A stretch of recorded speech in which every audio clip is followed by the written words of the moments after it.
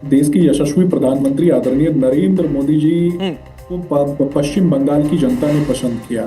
देश के यशस्वी प्रधानमंत्री जी ने 2014 से जो काम पूरे देश के लिए किया, पश्चिम बंगाल की जनता ने आपने देखा कि लोकसभा चुनाव के दौरान भी बड़े बहुमत से और बड़ा आशीर्वाद जो है प्रधानमंत्री जी को देने का काम किया था। लेकिन जब विधानसभा के चुनाव आए, पिछले विधानसभा में 38% वोट लेकर के भारतीय जनता पार्टी आती है और भारतीय जनता पार्टी का मानना है कि लोकतंत्र का महापर्व होता है चुनाव। इस चुनाव में जीत और हार होते रहती है, लेकिन जैसे ही 38% वोट के बाद जब पश्चिम बंगाल में ममता बनर्जी ने सरकार बनाया तो महिलाओं का बलात्कार सबसे पहले भारतीय जनता पार्टी के कार्यकर्ताओं को, महिलाओं को जिस तरीके से उनकी अस्मिता लूटने का काम पश्चिम बंगाल में टीएमसी के लोगों ने किया, खास करके रोहिंग्या मुसलमानों को जिनको पालने का काम ममता बनर्जी ने किया। तो ये बात पश्चिम बंगाल की जनता को समझ में आ गई और पश्चिम बंगाल की जनता ने उनको उखाड़ करके फेंकने का काम किया। आज से ठीक 1 महीने पहले आप ही के चैनल पर, आप ही के साथ पॉडकास्ट के दौरान मैंने स्पष्ट बता दिया था कि पश्चिम बंगाल की जनता ने मन बना लिया है। पश्चिम बंगाल की जनता ममता बनर्जी को उखाड़ करके फेंकने का काम करने जा रही है। अभिषेक बनर्जी की जो घमंडी मानसिकता है, डायमंड हार्बर बनाने की बात जो अभिषेक बनर्जी कर रहे थे, उसको उखाड़ करके फेंकने का मन पश्चिम बंगाल की जनता ने बना लिया। भारतीय सभ्यता, संस्कृति, कला, संस्कृति और राष्ट्रीय आंदोलन को संरक्षित करने का काम पश्चिम बंगाल की भूमि ने किया था। बिल्कुल बिल्कुल सुमित जी, यहाँ पर आपसे मैं एक सवाल लेना चाहूंगी। सुमित जी, लगातार हम देख रहे हैं कि जो आंकड़े हैं वो चौंकाने वाले सामने आ रहे हैं। हमने देखा कि पहले जो नारे लगते थे ए दीदी ओ दीदी, लेकिन इस बार के चुनाव में ऐसा ममता बनर्जी का नाम लेकर सीधे तौर पर कोई ऐसे नारे नहीं देखने को मिले। टीएमसी के गुंडों को यहाँ पर जो बीजेपी की तरफ से हमला बोला गया उनके खिलाफ, लेकिन आखिर ममता बनर्जी के खिलाफ इतने ज्यादा, अगर हम देखें जो पहले 2021 की बात करें तो तब बहुत नारे लगते थे ए दीदी दीदी, ये अभी हाल फिलहाल में देखने को नहीं मिला। देखिए, हमारा स्पष्ट रूप से मानना है कि हम स्त्रीत्व की पूजा करते हैं और स्त्रीत्व की शक्ति में विश्वास करते हैं। और पश्चिम बंगाल की आम नागरिक जो है, आम माताएं बहनें हैं, जिनकी अस्मिता को संदेश खाली में आपने देखा कि लूटने का काम इस तरीके से 5 किलो अनाज के लिए टीएमसी के लोग करते थे और ममता बनर्जी उनको संरक्षित करते थे। तो वैसे लोगों को न्याय दिलाने के लिए हमने काम किया। ममता बनर्जी जो बार बार केवल महिला कार्ड खेलती थी, लेकिन पश्चिम बंगाल की महिलाओं के सम्मान के लिए तो वो कभी खड़ी नहीं हुई। मैं छोटा सा एक एग्जांपल देता हूँ। आदिशक्ति जगदम्बा की पूजा हम प्रतीकात्मक रूप में और एकात्मक रूप में माँ काली के रूप में पश्चिम बंगाल में करते हैं। पूजा कमेटियों का हेड फिरात हकीम कैसे हो सकता है? क्या उसको पूजा और मूर्ति पूजा के विषय में जानकारी थी क्या? तो हिंदुओं को चिढ़ाने के लिए, स्त्री तत्वों को चिढ़ाने के लिए, स्त्रीत्व का मजाक बनाने के लिए लगातार पश्चिम बंगाल में ममता बनर्जी ने काम किया, अभिषेक बनर्जी ने काम किया।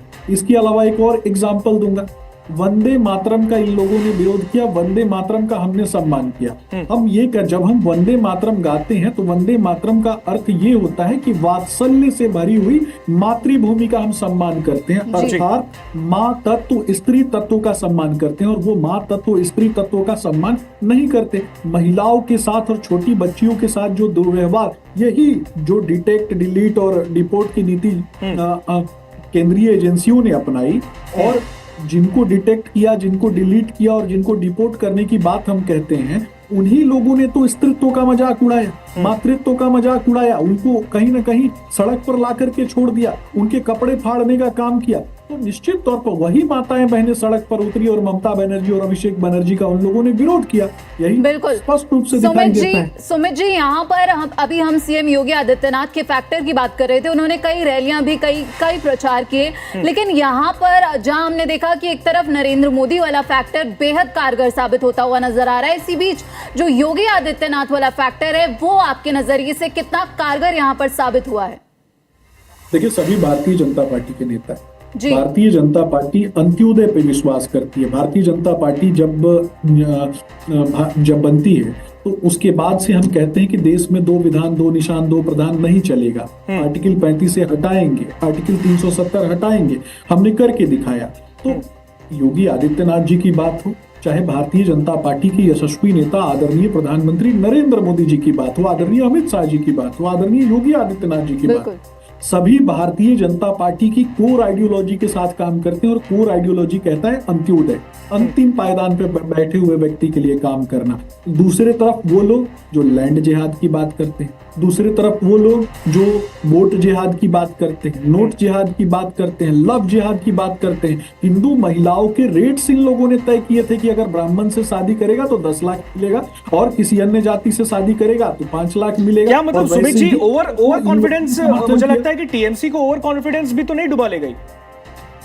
निश्चित तौर पे ओवर कॉन्फिडेंस नहीं था। मैं आपको बताऊंगा, थोड़ा सा आप देखिएगा कि ममता बनर्जी को अगर आपने पहले से कवर किया है तो आपको पता चल जाएगा चिड़चिड़ाहट दिख रही। और जब व्यक्ति चिड़चिड़ाता है, जब व्यक्ति असंवेदनशील होता है, जब व्यक्ति कुंठा में होता है और जब व्यक्ति आत्ममुग्धता में होता है तो वो निश्चित तौर पर गलतियां करता है। तो बीजेपी ने भी तो झाल मुड़ी खा के मिर्ची लगाने की कोई कसर नहीं छोड़ी थी इस बार के चुनाव में। हम देखिए, झाल मुड़ी एक गांव गरीब किसान मजदूरों का भोजन।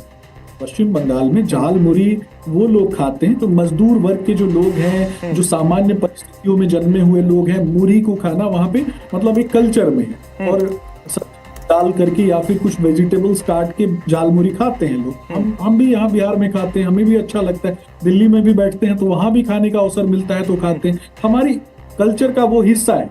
लेकिन वही संवेदनशील व्यक्ति जो है जब बैठ करके, मैं आपको बोलूंगा एक छोटा सा एग्जाम्पल देके समझाऊंगा कि कल्पना कीजिए कि आपने मुझे मौका दिया कि मैं अपनी बातों को आपके चैनल के माध्यम से रख रहा हूँ, लेकिन कई ऐसे लोग होते हैं ना जो देख रहे होंगे इस चैनल को और वो चुप बैठे होंगे, कहीं बैठ करके देख रहे होंगे। उनको मौका मिलेगा तो मुझसे भी ज्यादा बेहतर तरीके से बातों को बता सकते हैं, लेकिन उन लोगों को कहीं ना कहीं मौका नहीं मिला। लेकिन जब वो लोग, उन लोगों को वोट करने का मौका मिलता है तो वो लोग वोट की चोट से ऐसे दुराचारियों को, ऐसे अत्याचारियों को, ऐसे भारत विरोधी मानसिकता को, ऐसे रोहिंग्या परस्त मानसिकता को देश से बाहर निकालने का काम करते हैं, ऐसे विभाजनकारी शक्तियों के खिलाफ काम करते हैं। वो क्रिटिकली एनालाइज करते हैं चीजों को कि इन लोगों ने क्या किया और हम कौन सी बात कर रहे हैं और आगे हम क्या काम करेंगे। सुमित जी एक